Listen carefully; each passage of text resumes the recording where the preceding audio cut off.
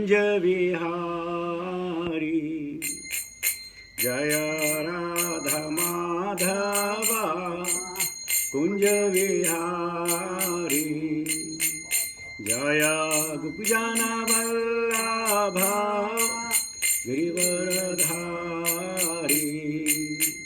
जय गोपीजन वल्लभा गिरिवरधारी यशोदानंदन व्रज जनरंजन यशोदानंदन व्रज जनरंजन यमुना तेरा बनचारी यमुना तेरा बनचारी जय राधा माधवा कुंज विहारी जय श्री कृष्ण चैतन्य प्रभो नित्यानंदा श्री अद्वैता गदाधर श्रीवासादि गौर भक्तवृंद हरे कृष्णा कृष्णा कृष्णा हरे हरे हरे राम राम राम हरे हरे हरे कृष्णा कृष्णा कृष्णा हरे हरे हरे राम राम राम हरे हरे हरे कृष्णा कृष्णा कृष्णा हरे हरे हरे राम राम राम हरे हरे जय प्रभुपादा जय प्रभुपादा जय प्रभुपादा श्रील प्रभुपादा जय गुरुदेवा जय गुरुदेवा जय गुरुदेवा जय गुरुदेवा हरि नाम संकीर्तन महोत्सव की जय भक्ति वेदांत स्वामी शिल प्रभु महाराज की जय निताय गौर प्रेमानंद हरि हरि बोल ओम ज्ञानतिमिरान्धस्य ज्ञानाञ्जन शलाकया चक्षुर्मिलितमेनं तस्मै श्रीगुरुवे नमः श्री चैतन्य मनोभीष्टं स्थापितमेन भूतले स्वयं रूपकदा मह्यं ददाति स्वपदान्तिकं वन्देऽहं श्रीगुरुं श्रुतापदकमलं श्रीगुरुं वैष्णवां च श्रीरूपं सागरजातं सहगण रघुनाथान्वितं तं सजीवं साद्वैतं सावधूतं परिजनसहितं कृष्णचैतन्यदेवं श्रीराधा कृष्णपादान् सहगण ललिता श्रीविशाखान्वितां च हे कृष्णकरुणा सिन्धो दीनबन्धो जगत्पते गोपेश गोपिका कांत राधा कांत नमस्तुते तप्तिकजन गौरंगी राधे वृंदावनेश्वरी वृषभानुसुते देवी प्रणमामि हरिप्रिये वांक्षा कल्पतरुभ्यश्च कृपा सिन्धुभ्येव च पतितानां पावनेभ्यो वैष्णवेभ्यो नमो नमः जय श्री कृष्ण चैतन्य प्रभो नित्यानंद श्री अद्वैत गदाधर श्रीवासादि गौर भक्त वृंद हरे कृष्ण कृष्ण कृष्ण हरे हरे हरे राम राम राम हरे हरे नमो विष्णुपादाय कृष्ण विष्टाय भूतले श्रीमते जय पताका स्वामिनिति नामिने नमो आचार्य पादाय निताय कृपा प्रदायिने गौरकथा धामदाय नगर ग्राम तारिणे नमो विष्णुपादाय कृष्ण विष्टाय भूतले श्रीमते भक्ति वेदांत स्वामिनिति नामिने नमस्ते सारस्वती देवी गौरवाणी प्रचारिणे निर्विशेष शून्यवादी पाश्चात्य देश तारणे जय शिल प्रभुपाद। सो प्रभुपाद के आशीर्वाद से गुरुजनों के भी आशीर्वाद से और आप लोगों के सौजन्य से श्रीमद् भागवतम शायद 5वां दिन आज प्रहलाद महाराज की कथा होगी। कल आपने उसके नाती की कथा सुनी थी, भले कि आज दादा की कथा सुनेंगे। देखिए उनके परिवार में एक से एक लोग पैदा हुए हैं जिन्होंने इतिहास में पुराण में अपना नाम किया है। तो ओम नमो भगवते वासुदेवाय, ओम नमो भगवते वासुदेवाय, ओम नमो भगवते वासुदेवाय। नारायणं नमस्कृत्य नरं चैव नरोत्तमं देवीं सरस्वतीं व्यासां ततो जयमुदीरयेत्। नष्टप्रायेषु भद्रेषु नित्यं भागवत सेवया भगवती उत्तम श्लोके भक्तिर्भवति नैष्ठिकी। हरे कृष्ण। एकदा, एक समय की बात है, वैकुंठ में जय विजय नाम के दो द्वारपाल जो सातवें गेट पे थे, उन्होंने किसी कारणवश सनत कुमारों को रोका, उनको गुस्सा आया। उन्होंने इनको श्राप दिया कि तुम वैकुंठ में रहने लायक नहीं हो, क्योंकि तुम्हारी प्रवृत्ति दूषित है, तुम भक्ति करने के लिए रोक रहे हो। हम भगवान के दर्शन करना चाहते हैं, दर्शन करना भक्ति है, तुम रोक रहे हो, इसलिए तुम यहां के काबिल नहीं हो। उस बात क्या हुआ, जब बाहर शोर शराबा हो रहा था, नारायण जी आए, उन्होंने देखा कि इनके द्वारपालों के बीच और संत कुमारों के बीच कहासुनी हो रही है, तो भगवान ने ब्राह्मणों का पक्ष लिया। बड़ी चालाकी से भगवान ब्राह्मणों का पक्ष लिया, क्योंकि गो ब्राह्मण हिताय अच्छा। और लोग कहते हैं जय विजय का पक्ष नहीं लिया, उनको तो द्वारपाल थे। लेकिन भगवान ने कहा भाई ये दो जो हमारे मेरे जो सर्वेंट हैं, ये मेरी लीला में मेरा सहयोग करेंगे, इसलिए इनको जाना चाहिए। तो भगवान की इच्छा हो या कुमारों का श्राप हो, ज्यादा तो भगवान की इच्छा है। गुस्सा जो कुमारों को आया, भगवान की वजह से आया। द्वारपालों ने उनको रोका, भगवान की वजह से रोका। क्यों? सर्व कारण कारणम, भगवान तो सारे कारणों के कारण है, बिना उनके क्या होता है, कुछ भी नहीं हो सकता। तो ये दोनों, आपको मालूम है, ये दीति के पेट से दोनों ने जन्म लिया। और जन्म कैसा लिया कि दीति ने प्रेगनेंसी जो थी 100 साल तक के रोक के रखी। और जब अपने पति कश्यप से उनको पता चला कि इनके उद्धार भगवान के हाथों हो गए, तो फिर दीति ने इनको पैदा किया। और जैसे इन्होंने इनको पैदा हुए, तो हिरण्याक्ष ने जो है विष्णु से वैर ले लिया। इस बैर के चलते हुए उसने पृथ्वी को जो है रसातल में छुपा दिया और कुबेर के पास गए। अरे कुबेर, मेरी भुजाएं फड़क रही हैं, मुझे लड़ने के लिए कोई चाहिए। कुबेर ने कहा देखो भैया, ऐसी डींग मत मारो, लड़ने वाला एक आदमी है, वो है भगवान। भगवान ही तुमसे लड़ नहीं लड़ सकते। अब भगवान ने लीला करनी थी, तो भगवान जो है ब्रह्मा के जब उन्होंने छींक मारी, एक छोटा सा जीव निकला, और वो जीव था वराह। और फिर वराह ने युद्ध किया, हिरण्याक्ष को परास्त किया, उसको वध करके उसको जो है ऊपर के लोकों में भेजा। इस प्रकार जब हिरण्यकशिप को पता चला कि मेरे भाई का विष्णु ने समाप्त कर लिया, तो उसने प्रतिज्ञा की कि मैं विष्णु को मार के रहूंगा। तो ये श्रीमद् भागवत तो नहीं है, और जगह हमने सुना है लोगों से, वैष्णवों से, कि इसके बारे में भगवान विष्णु भागे, और भागते भागते भागते कोई ऐसी जगह नहीं मिली जहां हिरण्यकशिप न पहुंच सकता हो। तो भगवान ने चालाकी करने हिरण्यकशिप को हृदय में बैठ गए। अब बेचारा हिरण्यकशिप ढूंढता फिरे, भगवान कहीं नहीं मिले। भगवान तो हृदय में बैठे हुए थे। फिर घर वापस आए, हिरण्याक्ष की पत्नी और उनके बच्चों को जो है उपदेश दिया कि जिसका जन्म है उसकी मृत्यु होगी, और जिसकी मृत्यु हुई उसका जन्म होगा। ये सब सांसारिक बंधन है, नियम है, कानून है, इस पे विलाप नहीं करना चाहिए।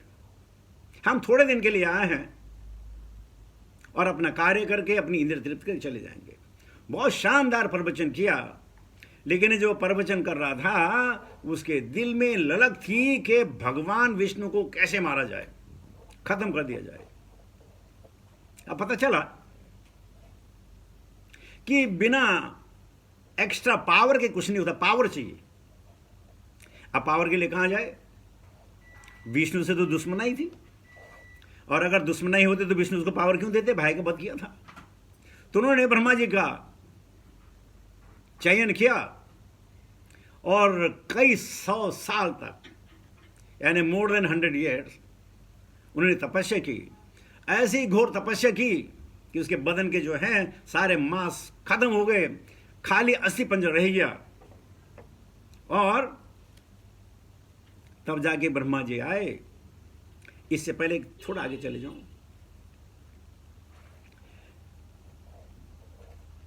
कयादु उनकी पत्नी थी।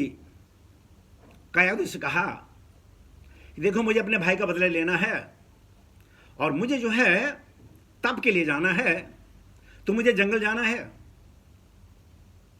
और इसलिए तुम अपना ख्याल करना, क्योंकि उसमें वो प्रेग्नेंट थी। तो हिरण्यकशिपु चले गए, सुबह गए, शाम को वापस आ गए। तो कयादु ने कहा, हे प्रभु, क्या तुम्हारी तपस्या सफल हो गई है? तुम जल्दी आ गए? अरे बोला, नहीं, आज बड़ा अपशगुन हुआ है, आज का दिन ठीक नहीं था। बोला, क्यों? बोला, जब बियाबान जंगल में गया, एक पेड़ के नीचे जैसे मैंने समाधि लगाई, उसके ऊपर एक कौवा था। तो बोला, फिर क्या? अरे बोला, फिर क्या? वो कौवा कहने लगा,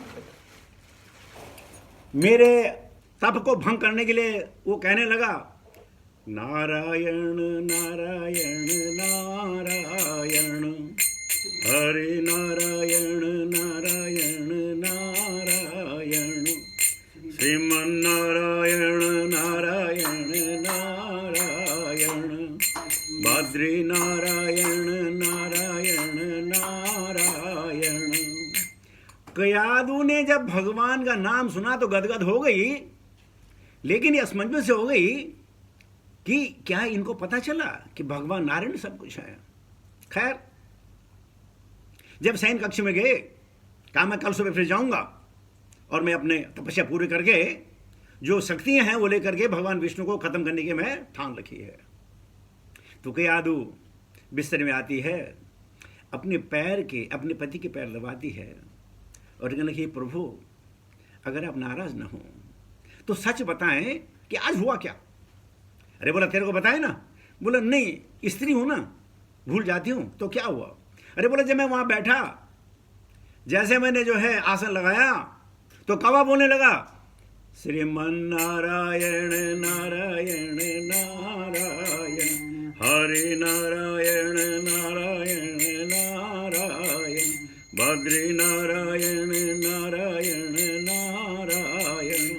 अब हिरण्यकशिपु नारायण का नाम नहीं ले रहा था, वो तो अपनी पत्नी को बता रहा था कि हुआ क्या। उसको नहीं मालूम कि भगवान का नाम लेने से तो बेचारा आजा में उतर गया, तो मैं तो बहुत काम ले रहा हूं, मेरा उद्धार संभव है, होगा क्यों नहीं होगा, ना का क्या मतलब है। और उद्धार कौन करेगा? भगवान स्वयं आएंगे। अजामिल को तो विष्णु दूत आए थे ना, भगवान आएंगे मुझे लेने के लिए। कयादु ने फिर उनके हाथ पे दबाने लगी, बोले कि प्रभु, अगर आपको गुस्सा ना हो तो कृपया बताएं हुआ क्या? अरे बोले, क्या हुआ? बोले ना, श्रीमन नारायण नारायण नारायण, हरि नारायण नारायण नारायण, बद्री नारायण नारायण नारायण। तो हिरण्यकशिपु ने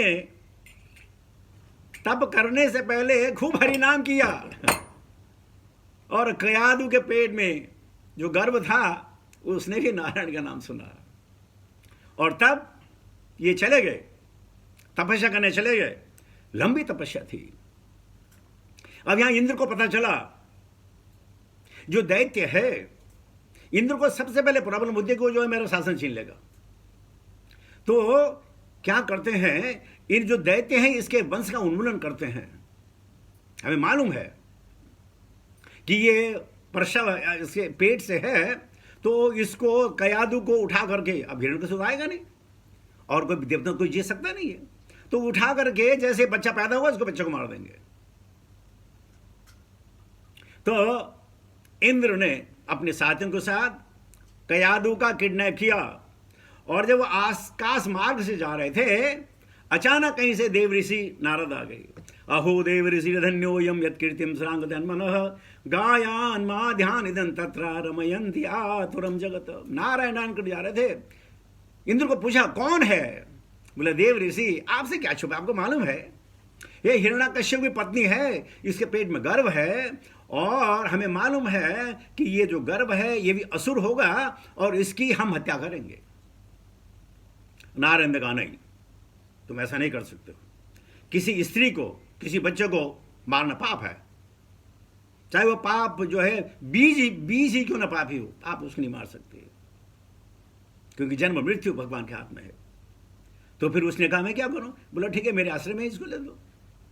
तो इस प्रकार मां कयादु अपने बच्चे के साथ, हिरण्यकश्यप ने 100 साल की तपस्या की, कयादु ने भी अपने प्रसव को 100 साल तक अपने पेट में रखा। और क्योंकि नारद की संगत थी, जैसे हमने आपको पहले कहा था, संगत से गुण उपजे असंगत से गुण जाए, लोहा लगा नाव में पानी में तर जाए। तो नारद जी तो भक्त शिरोमणि हैं, कथाएं होने लगी, कथाएं चलने लगी और कहते हैं, ये हम थोड़ी देर बाद में आएंगे, कि प्रहलाद वो सब कथाएं सुन रहा था। तत्पश्चात हिरण्यकशिपु आए तपस्या को लेकर, भगवान से वर लेकर, ऐसे ऐसे वर मांगे, ऐसे ऐसे वर मांगे ताकि उनकी मृत्यु न हो। पहले कहा मुझे अमर बनाओ। वर्मा जी ने कहा भाई क्या बात कर रहे हो, अमर मैं भी नहीं हूं, जो मेरे हाथ में नहीं, अमृत तो मेरे हाथ में नहीं है, कैसे करूंगा? कोई शर्त रख लो। तो आप सबको मालूम है इतनी शर्तें लगा दी गई कि उसका मरना तक करीबन असंभव। घर आया, राजी खुशी घर आया, कयादु घर आई, प्रसव हुआ, बच्चे के नाम प्रहलाद रखा। और तब हिरण्यकशिपु ने जो है भगवान विष्णु को परेशान करने के लिए, तड़पाने के लिए अपने पूरे राज्य में, पूरे राज्य उनका था, सब यज्ञ आदि धर्म का काम सब बंद कर दिया। और कोई भी जो है नारायण का नाम नहीं लेगा, जो बोलेंगे ओम हिरण्याय नमः, हिरण्यकश्यपाय नमः, ओम हिरण्याय नमः, हिरण्यकश्यपाय नमः, बस कोई वासुदेवाय नहीं बोलेगा, कोई भगवान का नाम नहीं लेगा। और तराही तराही मचा दी। लेकिन हर चीज का समय होता है। भगवान ने उनको समय दिया, तो समय से पहले भगवान भी कुछ न करना चाहते थे, चुप रहे। लेकिन ये जो प्रहलाद था ना, हिरण्यकशिपु से बहुत प्यार करते थे, पहला बच्चा था, बहुत प्यार करते थे। तो उन्होंने क्या किया, उसको अपने गुरु शुक्राचार्य के बेटों के सपुर्द षंड एंड अमर्क, उनके साथ इसको विद्या अध्ययन के लिए भेज दिया गया। और यहाँ अपने राजकाज चलाएं, विष्णु की भक्ति बंद है, सब कुछ बंद है। और यहाँ धर्म अर्थ काम मोक्ष राज विद्या की शिक्षा हमारे प्रहलाद लेने लगे। लेकिन ये सुनते समझ नहीं पाते, सुनते जरूर समझ नहीं पाते ये क्या बोल रहे हैं। धर्म अर्थ काम, क्या धर्म? खाली स्वर्ग जाने के लिए धर्म? काम क्या? इंद्र त्रिविध काम। अर्थ क्या? पैसा कमाना ताकि हम मजे से जी सके। और मोक्ष यानी फिर वही बार बार मरना, बार बार जन्म करना। समझते कुछ हो नहीं पाता। समय बीतता चला गया। एक दिन हिरण्यकशिपु आए, बड़े खुश थे कि बोले यार बच्चे ने कुछ तो सीखा होगा, आइए पता तो करें। तो गुरुकुल से प्रहलाद को बुलाया गया। राजा ने हिरण्यकशिपु अपने गोद में उठाया, उसके कपोलों को चूमा, उसके बालों को सूंघा, अपनी कन्ने में उसमें जांग में रखा और बोला प्रहलाद बताओ तुमने क्या क्या सीखा है। तब प्रहलाद कहते हैं हे असुर श्रेष्ठ, पिताजी नहीं बोला हे असुर श्रेष्ठ, भौतिकता में मैं और मेरा जो करेगा वो मरेगा। भौतिकतावादी है। जो मैं और मेरा कहेगा वो मरेगा, और जो तेरा तेरा तेरा कहेगा वो तरेगा। और फिर थोड़ी बहुत भगवान विष्णु की बात बताई। हिरण्यकशिपु को इतना गुस्सा आया कि उस छोटे से बालक को उठा करके जमीन पर रख दिया,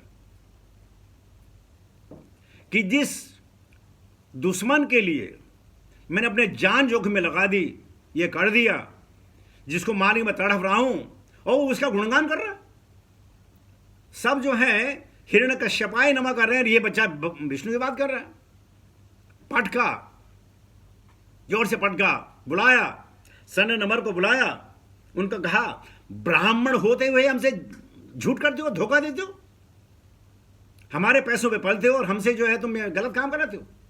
उनका देखिए राजा, दोष मत लगाइए, हम ब्राह्मण हैं, हम कोई गलत काम नहीं करेंगे। तो बोला अगर तुमने गलत काम नहीं किया है तो इसको भागवत की शिक्षा किसने दी है? सन और अमर ने कहा हे प्रभु, ये हमने नहीं किया है। तो उनका अच्छा, तो हो सकता है जब तुम क्लास में ना हो, जब तुम बच्चे की देखभाल नहीं कर रहे हो सकता है उस वक्त कोई आया हो और उसने बच्चे को सिखाया हो, इसलिए आज के बाद ये हाउस अरेस्ट, तब तुम उसको पढ़ाओ। तो संड और अमर्क उसको फिर गुरु को लेके जाते हैं और उससे पूछते हैं, हे प्रहलाद, डरो नहीं, ये बताओ ये तुमको कौन सिखाता है? बोला मैंने अपने गुरुजनों से सीखा है। बोले गुरु से सीखा? हमने तो सिखाया नहीं है तुमको, हम सिखाएं क्या? हमको तो खुद नहीं मालूम।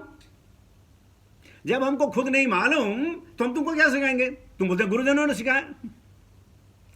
तो बोलता बस हमारे गुरुजनों, मैंने गुरुजनों से सीखा है, और जो सीख लिया वो सीख लिया, बालक बुद्धि है, जो दिमाग में आ गया आगे बात खत्म हो गई। तो संडर अमर्क ने उसको जो है परिताड़ना करना शुरू कर दिया, ताकि ये किसी से ना मिले, खाली जो सब्जेक्ट मैटर की बात करे, धर्म अर्थ काम लोग से बात करे, राजनीति की बात करे, अर्थशास्त्र की बात करे, राजनीति शास्त्र की बात करे, और कुछ नहीं। अबे ध्रुव ये जो अपने प्रहलाद जी हैं सब सुने, समझे कुछ भी नहीं। तो उसके बाद कुछ क्षणोपरांत, कुछ महीनों हिरण्यकशिपु ने कहा देखें क्या सीख पाया है। बच्चे ने कुछ भी सीखा होगा। बुलाया गया, और बुलाने के पश्चात हिरण्यकशिपु ने फिर उसे गोद में अंकित किया। बोले बेटा अब बताओ आपने क्या सीखा है? दुनिया में उत्तम चीज क्या है? छोटा बालक न घबराया, न संकुचाया, न भय था, और आदर था पिताजी का। तो कहने लगे श्रवणम कीर्तनम विष्णु, स्मरणम पाद सेवनम, अर्चनम वंदनम दास्यम, साक्ष्यम आत्मनिवेदनम। हे पिताश्री, भगवान को जानने के लिए, भगवान को पहचानने के लिए, भगवान से अपना अर्थ निकालने के लिए बस 9 विधि भक्ति है। यह आप कीजिए, आपका भी उद्धार होगा। अब इस पे तो अगर चर्चा करें तो महीनों की चर्चा हो सकती है। आगे बढ़ते हैं। तो हिरण्यकशिपु को और ज्यादा गुस्सा आया। उन्होंने कहा जो मेरा दुश्मन है, और मेरे दुश्मन का जो दोस्त है वो भी मेरा दुश्मन है, इसलिए अपने दुश्मन को मृत्युदंड देना राजा का अधिकार है। राज्य की सत्ता को जो ललकारेगा, जो राजद्रोह करेगा, कोई क्यों ना हो, अपना बालक हो, पति हो, भैया हो, कुछ हो, सबको जो है मृत्युदंड। और कहा इस बालक को मृत्युदंड दे दिया जाए। अब राजा का हुक्म था, बच्चे को उठाया गया और मृत्युदंड के लिए उसको भेजा गया। आपने सब सुना होगा, बड़ी लंबी कहानियां हैं।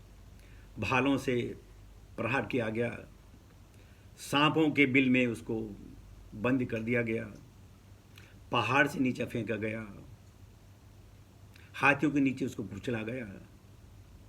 जब ये कुछ नहीं हुआ तो हिरण्यकशिपु की बहन थी होलिका। होलिका को वरदान था वो आग से नहीं मरेगी। तो उसने भाई से कहा, देखो भैया, ये सब चीजें हैं ना, ये भौतिक चीजें हैं, जो दिव्य है, अग्नि दिव्य है। मैं क्या करती हूं, इस प्रहलाद को अपने गोद में आरोपित करके चिता में लगा देते हैं, और ये मैं तो जलूंगी नहीं, ये जल जाएगा बच्चा, बात खत्म हो जाएगी, तुम्हारा काम हो जाएगा, हमारा काम हो जाएगा। हिरण्यकशिपु को ये युक्ति बड़ी पसंद आई। बहुत सारी लकड़ियां मंगाई गई, चिता बनाई गई। चिता के अंदर होलिका है, उसकी गोद में प्रहलाद है, और प्रहलाद वही कह रहे हैं, श्रीमन नारायण नारायण नारायण, हरि नारायण नारायण नारायण, बद्री नारायण नारायण नारायण। हर समय भगवान का नाम उसके जबान पे, उसके मस्तिष्क में और उसके रोम रोम में।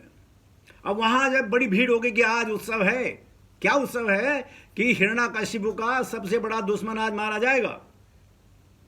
ढोल नगाड़े पीट रहे हैं, दुनिया बज रही है, आग लगा दी गई। जब आग समाप्त हुई तो प्रहलाद चल करके वापस आ गए, होलिका मर गई। तो इस प्रकार कितने भी उन्होंने प्रयत्न किए, लेकिन प्रहलाद का बाल बांका भी नहीं हुआ। क्यों? भक्त परायण है। और इस प्रकार और फिर कोशिश की गई। एक दिन फिर वो इस बीच में ना वो स्कूल चले गए। आप स्कूल में बच्चों ने कहा, प्रहलाद एक बात पूछे, यार तेरी उम्र बुद्धि जितनी हमारी है, उसी स्कूल में हम भी जाते हैं जिस स्कूल में तू जाता है। जितना टाइम तेरे को लगता है उतना टाइम हमें मिलता है। ये बता, ये चीजें तू कहां से बोलता है, क्या करता है, और सच सच बता, झूठ मत बोलना, तेरी उम्र क्या है। तो प्रहलाद ने कहा, मैं झूठ क्यों बोलूंगा, मेरी उम्र 105 साल की है। बोला, हाँ 105 साल कैसे?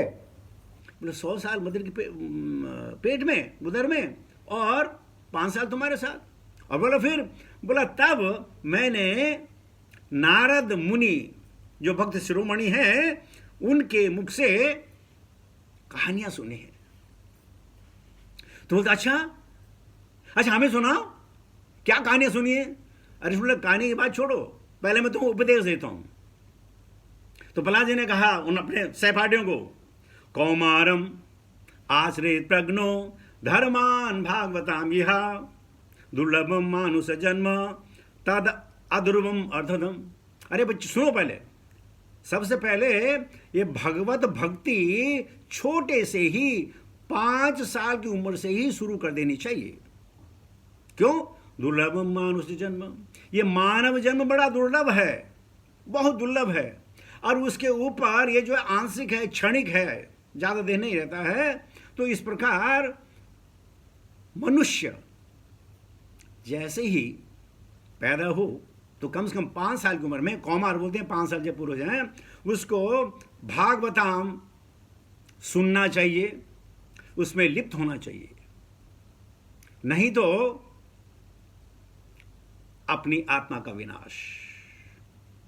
और इस प्रकार उन्होंने फिर कहा कि आध्यात्म क्या है, ज्ञान क्या है, हम कौन, हम कहां से आए, हमारे बनाने वाला कौन, हमको चलाने वाला कौन, हमको पोषने वाला कौन, सब कुछ उनको बताया। बड़ी लंबी लंबी कहानी अगर आप सुनेंगे तो बड़ा सुंदर उसने उनका चित्रण किया।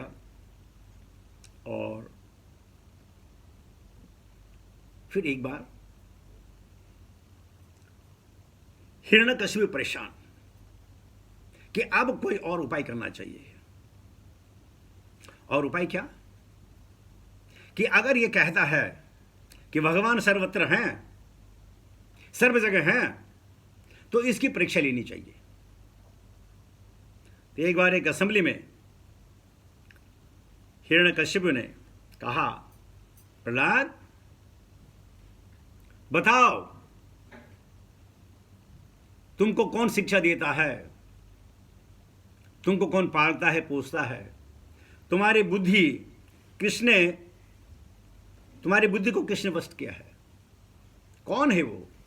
और फिर प्रहलाद वही, जो आपका है वही मेरा है, और जो मेरा है वो सबका है।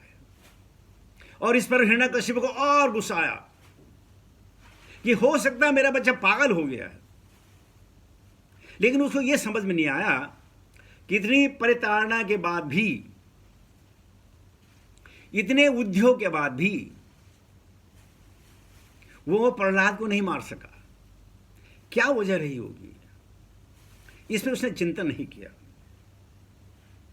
जो आसुरी लोग होते हैं वो बहुत कम चिंतन करते हैं, बहुत कम चिंतन करते हैं।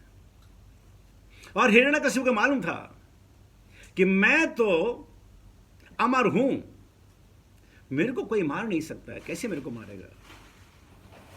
क्योंकि भगवान ब्रह्मा जी के दिए हुए जो वचन हैं वो कभी खाली थोड़ी जाते हैं, कभी खाली नहीं जाएंगे।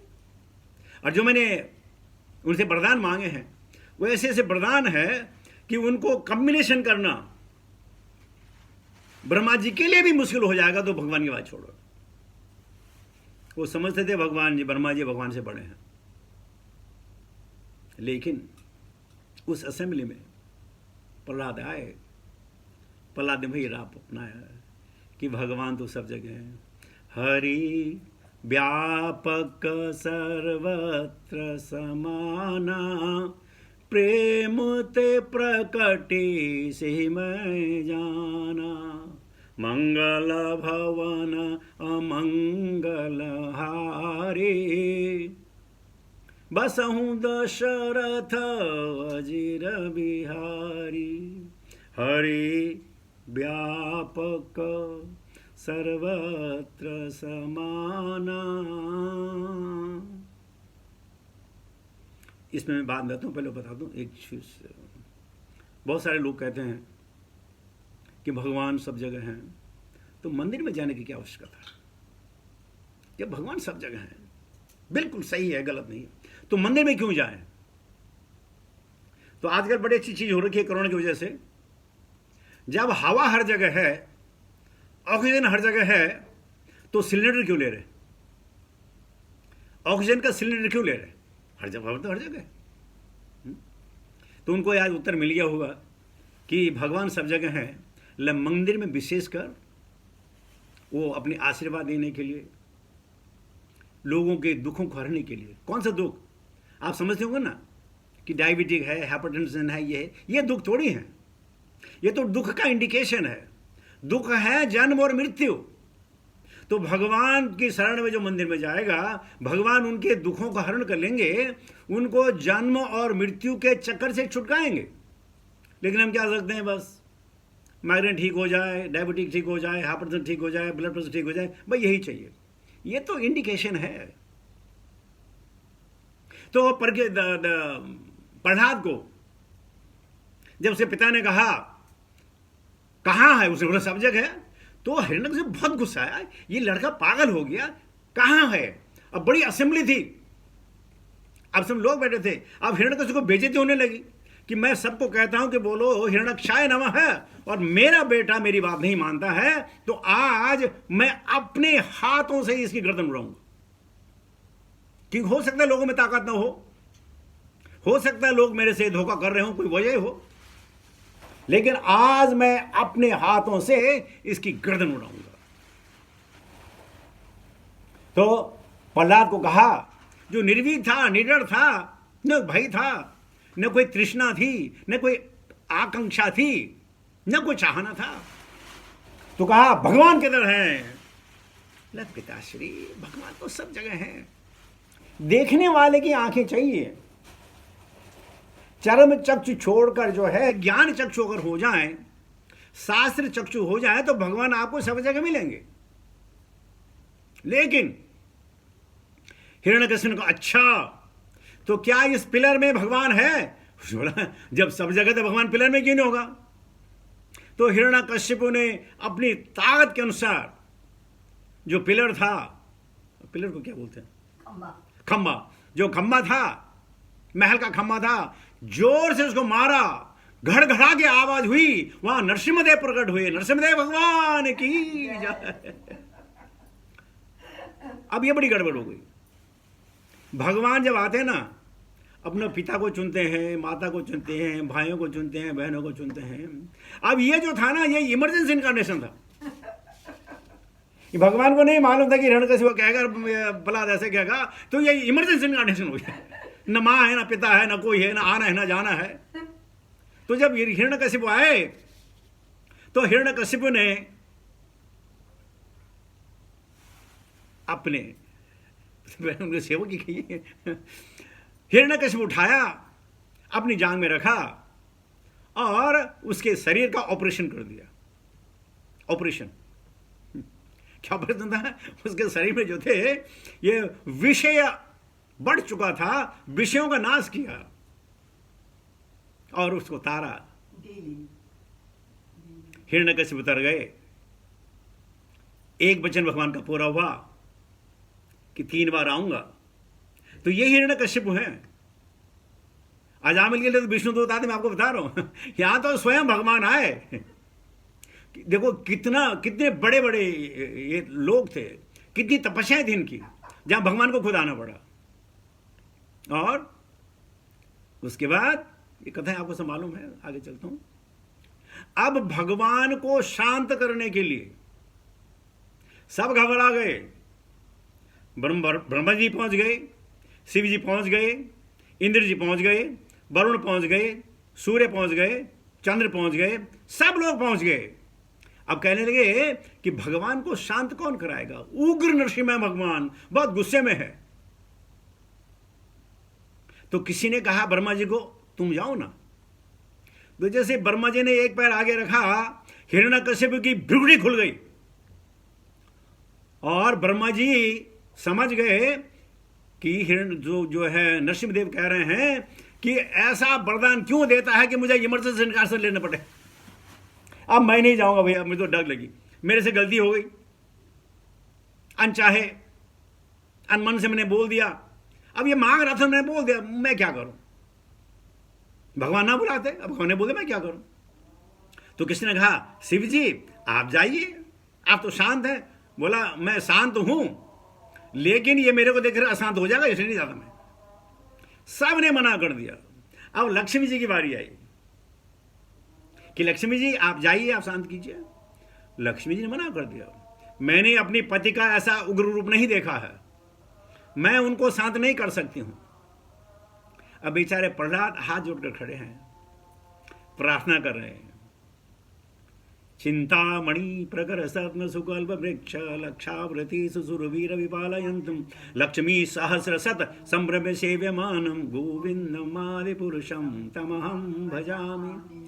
प्रहलाद को किंचित दुख नहीं है कि मेरे पिता की मृत्यु हुई है, क्योंकि उसको मालूम था मेरे पिता का उद्धार हुआ है।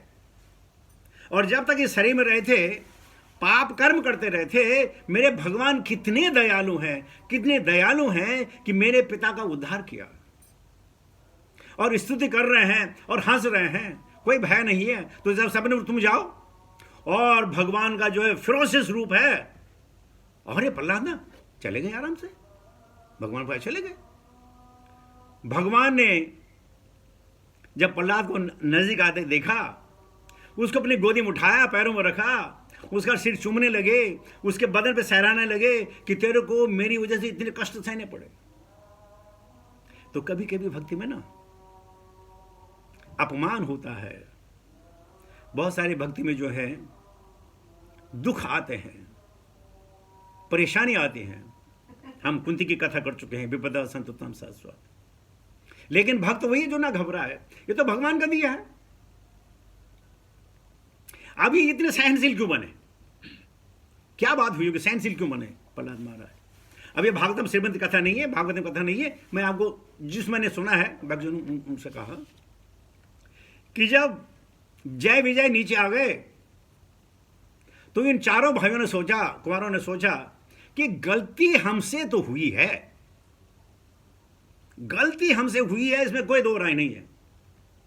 ये तो निर्दोष थे, तो अपना काम कर रहे थे। इनका काम है कि अनुचित आदमियों को अंदर जाने मना करने, अपना काम कर रहे थे। हमको गुस्सा क्यों आया, इसलिए हम प्रायश्चित करेंगे। और ये चारों भाई जो थे ना, ये प्रहलाद बन करके आए। इसलिए इतनी सहन शक्ति कि अब कुछ हो जाए, अब चूचो नहीं करनी। एक बार गलती हो गई, अब दोबारा नहीं करेंगे। जे ही विधि राखे राम, सही विधि रहेंगे। इसलिए प्रहलाद में इतनी सहन शक्ति थी कि अब नहीं करेंगे हम अपना गुस्सा अपनी जेब में। जैसे हम कल परसों कह रहे थे, कल कह रहे थे कि अपना रिमोट कंट्रोल किसी को मत देना, अपना रिमोट कंट्रोल जेब में रखो। तो इस प्रकार प्रहलाद, और कहते हैं कि वही प्रहलाद नामाचार्य हरदास ठाकुर के रूप में हमारे गौर लीला में आए। वही संतोष, कोई परेशानी नहीं, जितनी भी विपत्तियां सब सहन करना। तो इस प्रकार भगवान नरसिंहदेव ने हमारे उद्धार किया, हिरण्यकशिपु उद्धार किया। और तब प्रहलाद से कहा मांगो, कुछ मांगो। तो प्रहलाद ने जो मांगा वो सिर्फ वैष्णव जन ही मांग सकते हैं।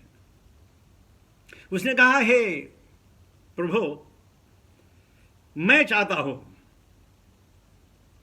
कि जितनी यहां परेशानी है जीवन में, आदि भौतिक हो, आदि दैविक हो, आदि आत्मिक हो, जितनी परेशानी है, मैं चाहता हूं जब सब लोग इसे छुटकारा पा जाएं, तत्पश्चात ही मैं जो हूं आपके धाम आऊं। मैं इनके उद्धार के लिए, इनको समझाने के लिए, कृपया मुझे यही मृत्यु संसार में रहने दे। और देखो, यही भावना हमारे श्रील प्रभुपाद की थी, यही भावना हमारे गुरुजनों की है। शारीरिक परेशानियां इतनी की बस, लेकिन फिर भी भगवान का भजन, भगवान के भजन में, भगवान की सेवा में अपने भक्तों को लगाना, ये लगते चले गए। तो प्रहलाद ने अपने लिए कुछ नहीं मांगा, दुनिया के लिए मांगा। वैष्णव जन को तेने कहिए, पीर पराई जाने रे। ये जो भवसागर है ना, हम सब लोग भवरोगी हैं। हम लोग भी मिनी हिरण्यकश्यपु हैं। वही चाहत, अहम ईश्वर, अहम भोगी, अहम बलवान, अहम सुखी। हम कहते हैं जो मेरा शत्रु है, हे भगवान वो मर जाए तो मैं आराम से जीऊं। हे भगवान, जो व्याधि मेरे को आनी है, मेरे पड़ोसी को दे देना, मेरे को ना आए। सब दूसरों के लिए, विपदा दूसरों के लिए और खुशी अपने लिए।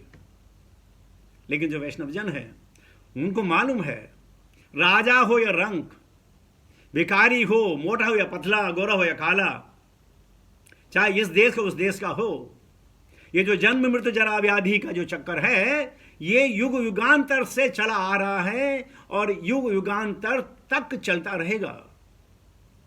इसको पार पाने के लिए भगवान की शरण। हमने सुना है कि जो हरे कृष्ण महामंत्र है, ये एक सीढ़ी है, अवतरणिका। ये सीढ़ी है, और ये सीढ़ी हमारे मृत्यु लोक से लेकर सीधा गोलोक धाम जाती है। बैतरणी को पार पाना बिल्कुल आसान, आपको बैतरणी में उतरना नहीं पड़ेगा, नहीं तो बैतरणी को पार पाना बड़ा मुश्किल। ये तो वैष्णव जन की कृपा हो या गाय की पूंछ पकड़ कर कोई बैतरणी पार कर सकता है, वरना बैतरणी पार करना बड़ा मुश्किल। दैवी ऐसा गुणमयी मम माया दुरथया। लेकिन जो हरे कृष्ण महामंत्र का जो एक्सीलेटर है, जो ये सीढ़ी है, जो ये पुल है, जिसको आराम से लोग जो हैं इस भौतिक संसार से, देवी धाम से महेश धाम को छोड़कर सीधा हरिधाम जा सकते हैं, इतनी पोटेंसी है। और वही प्रहलाद ने कहा, कौमारम आश्रित पग्नो, बचपन से ही हमें भक्ति में लगना है, जानना है। किसके लिए? अपने फायदे के लिए। जो हम करेंगे हमारा नुकसान हमारा फायदा, किसी का कुछ नहीं होगा। तो अपनी आत्मा की रक्षा के लिए, अपनी आत्मा के उत्थान के लिए, अपने पूर्वजों के उत्थान के लिए सबको भगवान की एकाकी भक्ति करनी पड़ेगी। तस्माद एकेन मनसा भगवान सात्वताम पति ही श्रोतव्य कीर्तितव्य ध्येय पूज्य नित्यता। एक मन। अब एक मन क्यों? हमारे अनेक मन हैं। जैसा आप इस वक्त कथा सुन रहे हैं, बहुत सारे लोग अपने मोबाइल में लगे होंगे, बहुत सारे लोग प्लानिंग बना रहे होंगे कि मैं कथा के बाद क्या करूंगा, क्या करना है। हर एक कुछ न कुछ सोच रहा होगा, कुछ न कुछ कर रहा होगा। कोई नोट्स बना रहा होगा, कोई सोच रहा होगा यार ये कथा तो जो हमने तो ऐसी सुनी है, ये ऐसे क्यों सुन रहे हैं। यानी हमारा जो दिमाग है ना, वो बार बार चलता रहता है, एक बार में कई काम करता है। इसे कहता तस्माद एकेन मनसा, एक मन हो। कैसा मन हो? जैसे प्रहलाद का मन था। इतनी परेशानियों के बावजूद भी, इतने शारीरिक कष्टों के बावजूद भी वो अडिग रहे, हिले नहीं। उनको मालूम है जो प्रभु करना चाहते हैं करेंगे, उनका काम है करना। और कितना करेंगे? भगवान बताओ कितना दुख देते हैं। जितना दुख सहन करने की हमें शक्ति होती है, उससे ज्यादा दुख नहीं देते। भगवान हमारे दयालु हैं, करुणा सागर हैं। उनको मालूम है ज्यादा दुख दूंगा बेचारा मर जाएगा। भाई इतना ही दुख देते हैं कि ताकि इसको एहसास हो ये दुखालय है, यहां कोई भी सुख से नहीं रह सकता है, न कोई रहेगा। देखिए जब प्रभुपाद जी का अंतिम समय आया, उन्होंने नहीं बोला कि मेरे को हॉस्पिटल लेके जाओ, लेकिन बोला मुझे हॉस्पिटल लेके मत जाना। सबसे बड़ा जो मेरा डॉक्टर है भगवान कृष्ण, वो मुझे अपने पास बुलाएंगे। और बिल्कुल निश्चिंत, बिल्कुल नहीं बोला कि मुझे ये करो, आराम से लेटे रहे। आपने वो तो टेप सब विदित है। कोई संकोच नहीं, कोई गिला नहीं, कोई ये नहीं कि मुझे कोई चाह नहीं। बस प्रभु आएंगे, हमें लेके चले जाएंगे। तो इस प्रकार हमें यह शिक्षा मिलती है कि बहुत सारी चीज हम ना जानते हों, हमको समझ ना भी आए, लेकिन फिर भी हमें अपने शास्त्रों के कथनानुसार अपने जीवन को ढालना है। अब वो शास्त्र क्या हमें पढ़ने में शक्ति है? क्या हमारे पास समय है? नहीं है, कोई बात नहीं। तो गुरुजनों के मुख से जो सार सुना, संतों के मुख से जो सार सुना, हम उस सार को तो अपना सकते हैं। और यही हमें करना है और यही करना चाहिए। तो इसके साथ ही मैं अपनी वाणी को विराम देता हूं। बहुत बहुत धन्यवाद, आप हमारे साथ जुड़े। जो कुछ मैं याद कर पाया या समझ पाया, व्याख्यान करने की कोशिश की, त्रुटि के लिए क्षमा प्रार्थी। हरे कृष्ण।